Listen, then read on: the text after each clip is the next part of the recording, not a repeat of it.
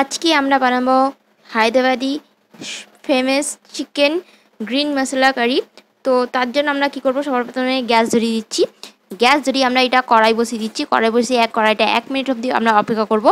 তারপরে 10 গ্রাম সরষের তেল দিয়ে 30 সেকেন্ড অবধি অপেক্ষা করবো, তেলটা যেন গরম না হয়। তেল গরম হয়ে গেলে এটা কড়াইয়ের চারিদিকে ছড়িয়ে দেবো।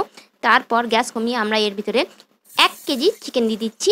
আমি চিকেনটা এখানে মিডিয়াম সাইজে কেটে নিয়ে এসেছি। 1 কেজি চিকেন দেওয়ার পর আমরা এটাকে গ্যাসটা বাড়িয়ে 1 মিনিট ধরে ভালো করে এটাকে রান্না করব। গ্যাসটা বাড়িয়ে 1 মিনিট অবধি শুধু রান্না করব। 1 মিনিট হয়ে গেলে এটা একটু এবার পাত্রে নামিয়ে নিচ্ছি।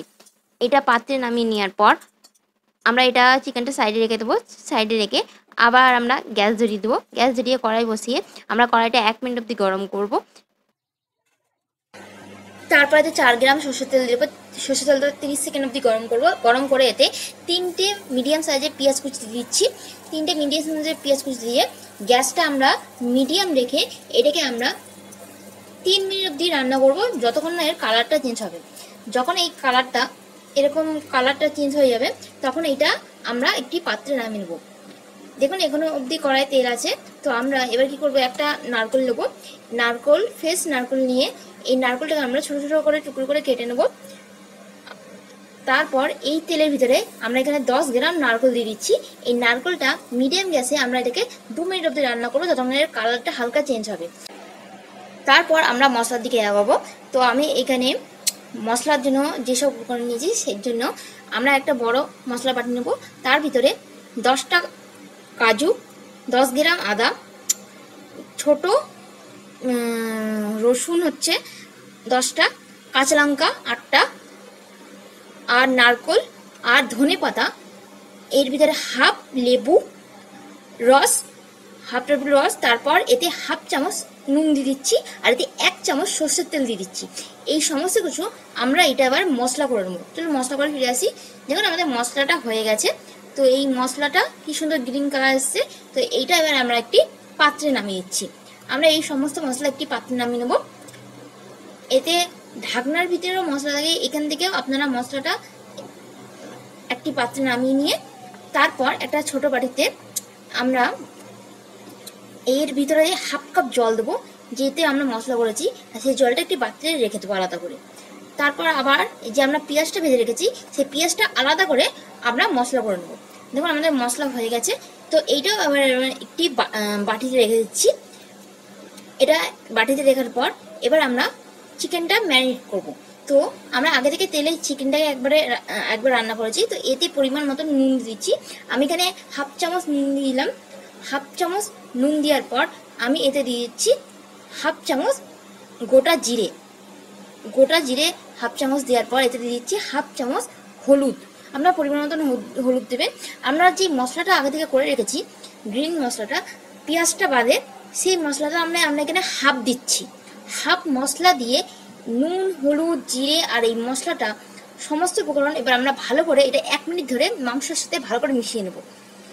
ভালো করে মাংসের সঙ্গে মিশিয়ে নেওয়ার পর আমরা এটা এবার এর উপর দিয়ে আমরা সামান্য 1 চামচ সর্ষের তেল নিয়ে নিচ্ছি।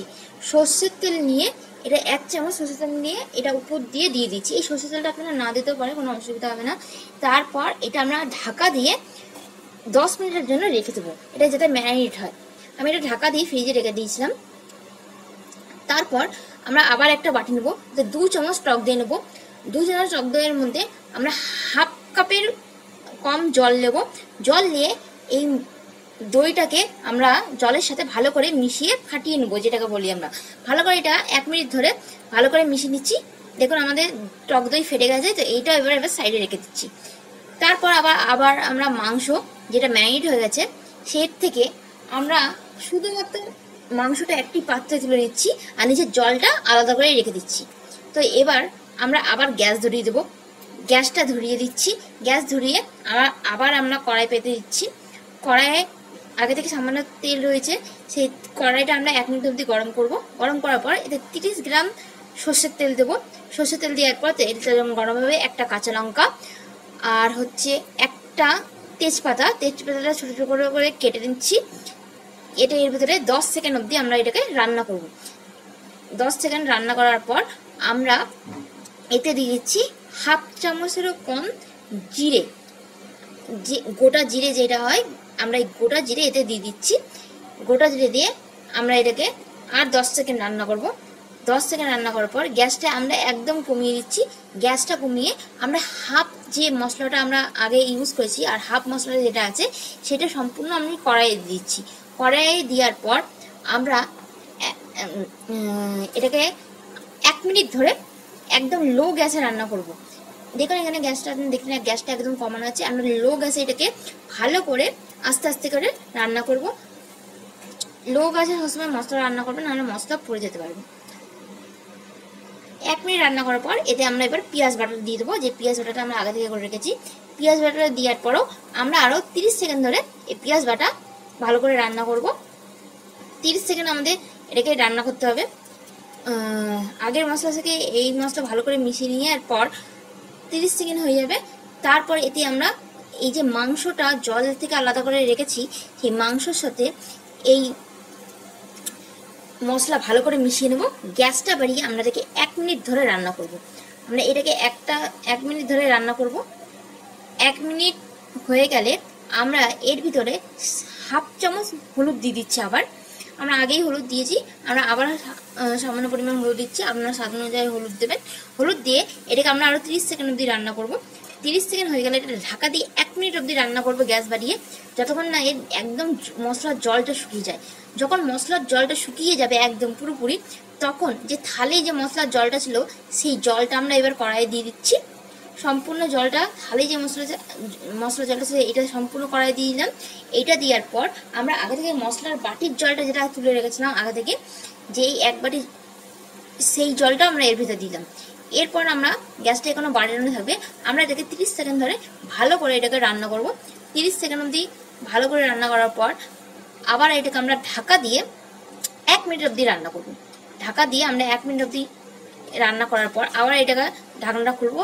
এই সময় জলটার পরিমাণ একটু কমে এসছে, তো এটাকে আবার আমরা 30 সেকেন্ড অবধি ভালো করে রান্না করব। 30 সেকেন্ডের পর আমরা এর ভিতরে 1 চামচ চিনি দিচ্ছি। 1 চামচ চিনি দিচ্ছি। এটা হালকা মাংসের ভিতরে মিষ্টির জন্য আমরা এই চিনিটা দিচ্ছি। আপনারা চাইলে চিনিটা যদি পছন্দ না করে চিনি দিতে হবে না।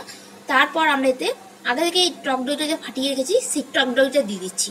টক দই দেওয়ার পর আমরা এই সমস্ত উপকরণ ভালো করে 30 সেকেন্ড অবধি আবার ভালো করে মিশিয়ে নিচ্ছি।